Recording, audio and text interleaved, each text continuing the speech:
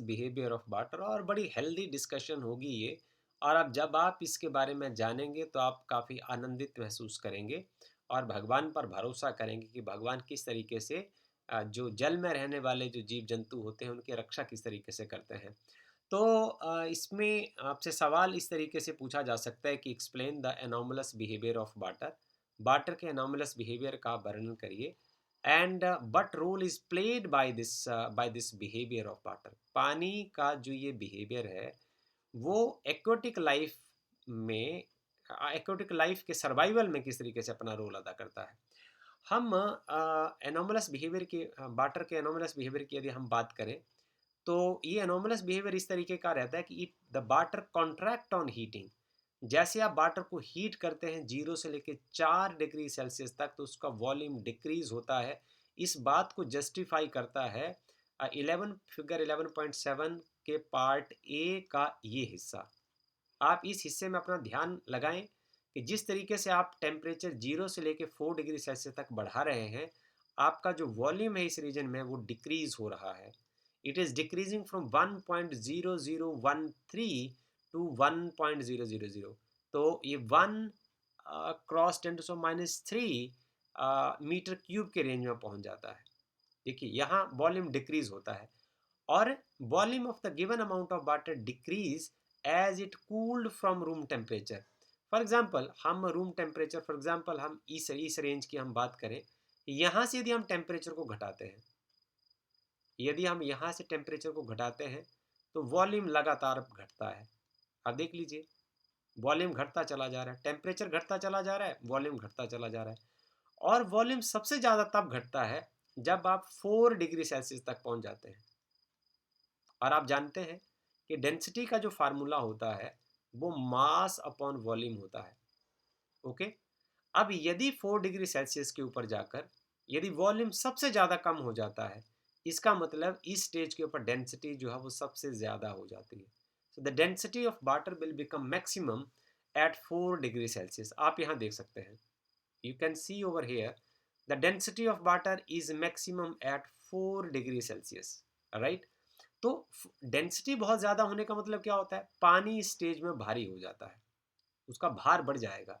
और जब पानी उससे ज़्यादा ठंडा होगा, अब आप यहाँ रिवर्ट केस में हम देखते हैं, आप पानी को और ठंडा करते चले जाइए, सर्दियों के दिन में पानी और ठंडा होता चला जाएगा। तो यदि पानी ठंडा होता चला जाएगा तो उसका जो वॉल्यूम है वो दोबारा फिर से बढ़ना शुरू हो जाएगा, और जब वो 0 डिग्री सेल्सियस तक हो जाएगा तो उसका वॉल्यूम बढ़ जाएगा। वॉल्यूम बढ़ने का मतलब क्या हुआ, देखिए डेंसिटी का फिर फार्मूला लगाइए, मास अपन वॉल्यूम। जब वॉल्यूम बहुत बढ़ जाएगा तो डेंसिटी बहुत घट जाएगी, डेंसिटी यहाँ लॉ हो जाएगी और डेंसिटी एट 4 डिग्री सेल्सियस यहाँ हाई हो जाएगी। तो पानी 4 डिग्री सेल्सियस के ऊपर भारी होगा और पानी 0 डिग्री सेल्सियस के ऊपर बहुत हल्का हो जाएगा। अब हमने देखना है कि जो जलाशय होते हैं या समुद्र होते हैं या झीलें होती हैं उसमें वास्तविकता में घटता क्या है। देखो ये मान लो कोई जलाशय है, ओके, राइट। सर्दियां जब शुरू होती हैं तो सबसे पहले पानी का जो अपर सरफेस होता है वो ठंडा होता है, ओके। उसका टेम्परेचर घटने लगता है। जैसे मान लो रूम टेम्परेचर से धीरे धीरे वो वाटर सरफेस का जो पानी वाटर सरफेस का जो टेम्परेचर घटने शुरू होगा। अब घटते घटते एक स्टेज ऐसी आएगी कि वो टेम्परेचर 4 डिग्री सेल्सियस के ऊपर पहुंच जाएगा। जब वो 4 डिग्री सेल्सियस के ऊपर पहुंच जाएगा तो डेंसिटी जो है वो ज़्यादा हो जाएगी, डेंसिटी हाई हो जाएगी, because volume is law, so density will become high. और यदि डेंसिटी हाई हो जाएगी तो ये जो वाटर का जो अपर सरफेस है उसका जो वाटर है वो नीचे चला जाएगा। होगा क्या, इसके जो पड़ोस का पानी है जो नीचे वार्म है वो ऊपर आ जाएगा। और लगातार जैसे ही टेम्परेचर घटता चला जाएगा और जो नीचे वाला पानी ऊपर आ गया है, टेम्परेचर और घट गया है, और जब ये 0 डिग्री सेल्सियस के ऊपर पहुंच जाएगा तो क्या होगा, जो पानी ऊपर आया है उसकी डेंसिटी जो है वो लॉ हो जाएगी। क्योंकि 0 डिग्री सेल्सियस पर क्या होगा, वॉल्यूम बढ़ जाता है और डेंसिटी लो हो जाती है। इससे क्या होगा, ऊपर ये जो हल्का पानी है वो जम जाएगा और ढक जाएगा। अब वो अपर सरफेस जो है वो ढक जाएगा और नीचे वाला जो सरफेस है वो वार्म रह जाएगा। वो नीचे वाला सरफेस में जो पानी है वो गर्म रह जाएगा। ओके, और ऊपर बर्फ की एक लेयर पैदा हो जाएगी और सरफेस के नीचे वाला जो पानी है वो वार्म हो जाएगा। और यहाँ जो मछलियाँ हैं, मगरमच्छ हैं या और जितने भी एक्वाटिक लाइफ है वो सारी सर्वाइव कर जाएगी। So this is very very important. अब हम टेक्स्ट पढ़ देते हैं आपके साथ। This means that the water has the maximum density at 4 degree Celsius. This property has an important environmental effect. Bodies of water such as lakes हुई, ponds हुए, if they freeze from the top first. मैंने इसकी explanation आपको दे दी है। जैसे ही वो ठंडे होते होते 4 डिग्री सेल्सियस के ऊपर आते हैं तो water near the surface loses its energy to the atmosphere, और उसकी डेंसिटी बढ़ जाती है, इंक्रीज हो जाती है, पानी भारी हो जाता है और भारी होने के बाद वो डूब जाता है।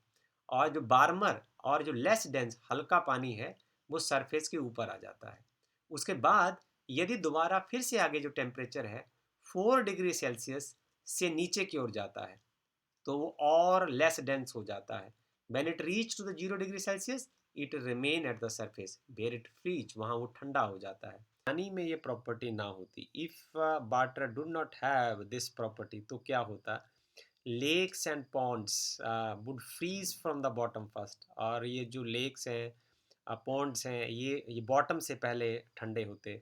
और इससे क्या होता, they they will destroy the animal and the plant life as well. So ये this is so much important कि जो एनॉमलस बिहेवियर ऑफ वाटर है, how it plays very crucial role for the survival of aquatic life.